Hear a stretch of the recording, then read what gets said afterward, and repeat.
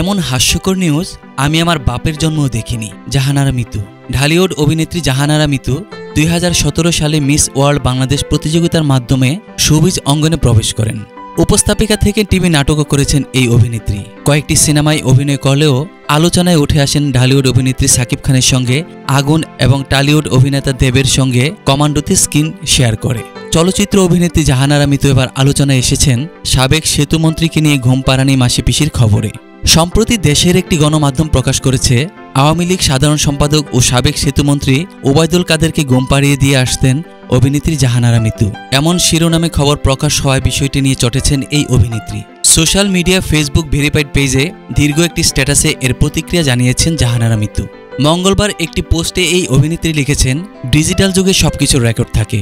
আমার বাসা থেকে বের হওয়ার সিসি ফুটেজ যেমন থাকবে, তেমনি আমি কোথাও গেলে সেটিরও রেকর্ড থাকবে, কল লিস্টেরও রেকর্ড থাকে। এসব বুঝে শুনে নিউজ করতে হয়। তিনি আরও লিখেছেন, দেশের সর্বোচ্চ একজন মন্ত্রীকে মন্ত্রীপাড়ায় প্রতিদিন ঘুম পাড়ানোর নিউজ কোনো মেয়াদোত্তীর্ণ সবজি সেবনের ফলেই লেখা যায়। এর থেকে হাস্যকর নিউজ আমি আমার বাপের জন্মে দেখিনি, সত্যিই দেখিনি। তিনি বলেন, এত হেসেছি আমি নিজে, মানুষ আর কতটুকু হাসবে। কোনো সোর্স নেই, আমার কোনো বক্তব্য নেই, কোনো প্রমাণ নেই, আর আমার নাম ডিরেক্ট লিখে দিলেন। জাহানারা মিতু বলেন, একজন রাজনৈতিক ব্যক্তির নামে ভিউ বাণিজ্যে এতটা নিচে নামলেন।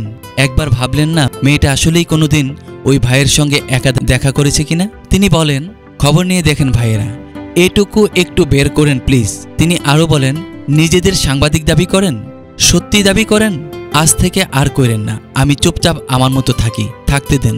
কবি তো নীরবই ছিল, মুখটা খোলাইলেন কেন?